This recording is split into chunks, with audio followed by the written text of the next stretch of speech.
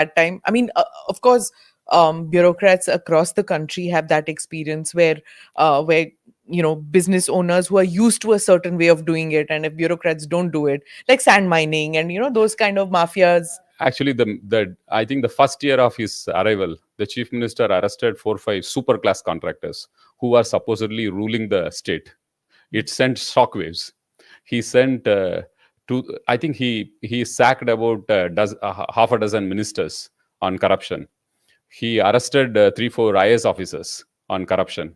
So the narrative was very clear that if you do good job, honest job, he will stand behind you.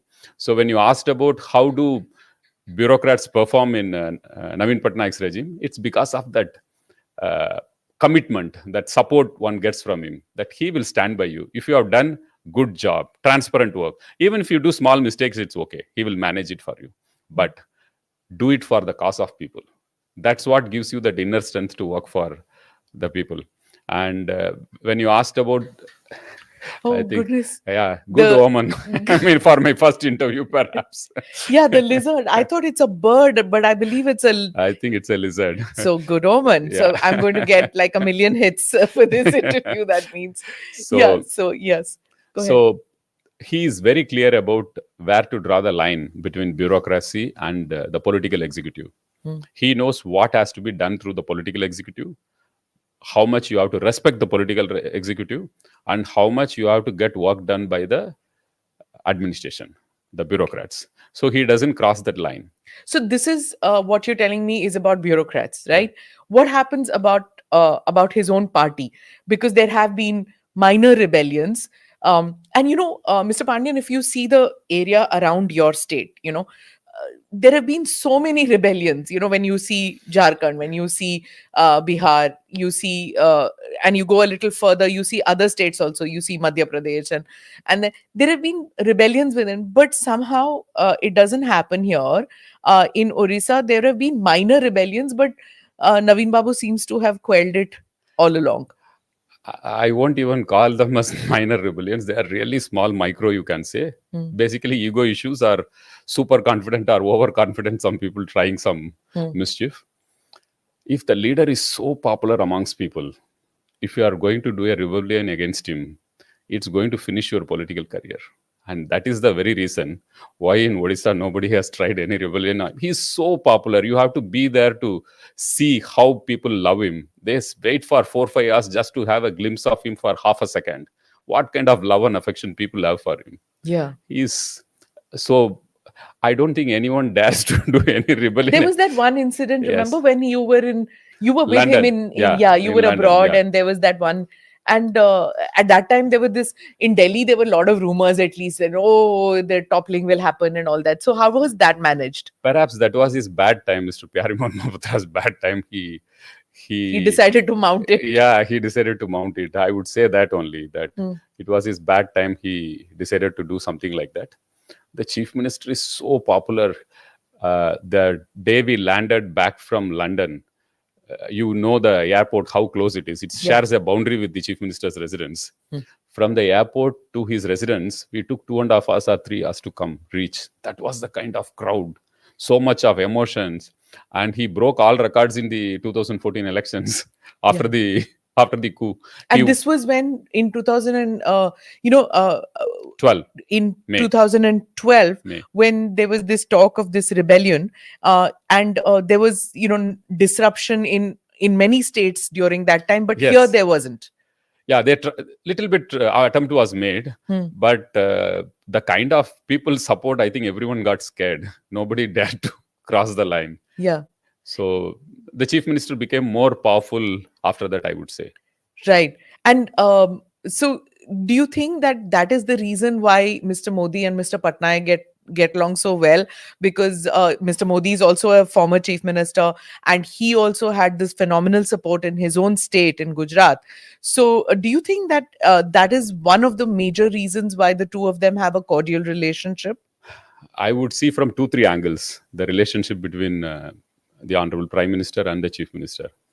I have seen them interact from 2011 onwards. I have been with them. One angle is the respect they have for each other. Hmm. they respect that people's mandate, that genuine respect which comes when you enjoy the confidence of people.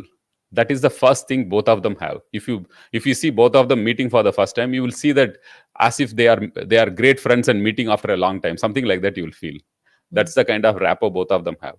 The second is their commitment for federalism. Why I'm using this word federalism, it was UPA 2. I remember they were mm, planning to introduce NCTC, mm. National Counter-Terrorism Yeah, Act or something. Mr. Mr. Chidambaram's Chidambaram's, yeah. dream child. And then they were giving more powers to RPF, Railway Protection Force, Mm, through which they can take action inside a state's territory. All of it were encroaching the state's mm. jurisdiction, domain. That So, NCTC was a stillborn. It yeah. never happened. So what happened? Those times, all of them used to talk to each other. Mr. Modi, Madam Oh. Jayalalitha, and Naveen Patnaik. I remember they three decided to walk out of the NDA meeting, NDC, Yeah. National Development Council meeting. Must be 2011-12. Mm, All three of them decided we should be the first ones to walk out, opposing this NDC. So all three of them came out and gave statements, and they met in Gujarat Bhavan and in Tamil Nadu Bhavan, like that. So mm, they had that rapport from that time onwards, mm. working for a cause, working for federal principles, keeping larger interest of country in focus. Right. And do you think that cooperative federalism, in a way, that was redefined in 2014 by the center-state relations that you have experienced and you have seen between Odisha and the central government? I would say so. I would say so. Hmm.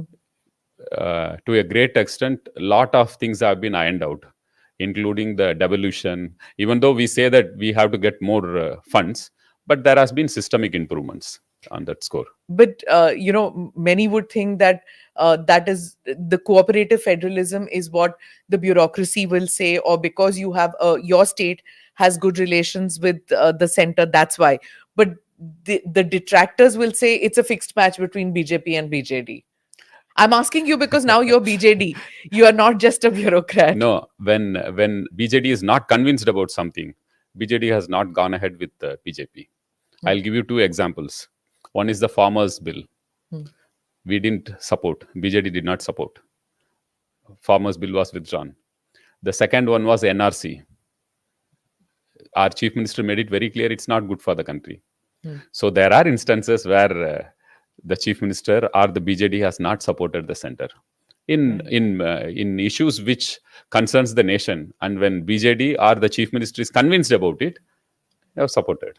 So how does it work? Because when it comes to voting, your party consistently votes with the BJP, but on issues there are times when it doesn't work. But in spite of that, there seems to be, like, in other states, one hears about double engine sarkar. Here, it's not double engine sarkar. It's not a BJP government, but somehow your state seems to be accruing the benefits of being a double engine sarkar. I think our chief minister believes in not doing politics when elections are not around. He believes strongly in work.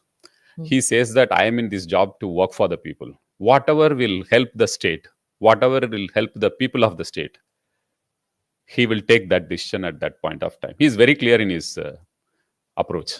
Let me come back to you. Otherwise, we are talking about the state and Naveen Babu all the time, but I want to come back to you. Um, you've been a bureaucrat for several years, and you had the confidence, and you have continued to have the confidence of the most powerful man in the state. Why did you decide to leave the bureaucracy and join the party? Okay. I decided because I was inspired by the chief minister, the way he was into public service. And it was not a grand plan or something for me to enter. I would say that 1 year back, if you had asked me, Hmm. are you going to join politics? I would have firmly said a no. And if somebody has, my batchmates will laugh if they know that I have resigned and I have joined a party because it was not in my plan at all. 1 year, 8 9 months back, I started touring the districts, and I saw the love and affection of people. It was very humbling. I thought that I should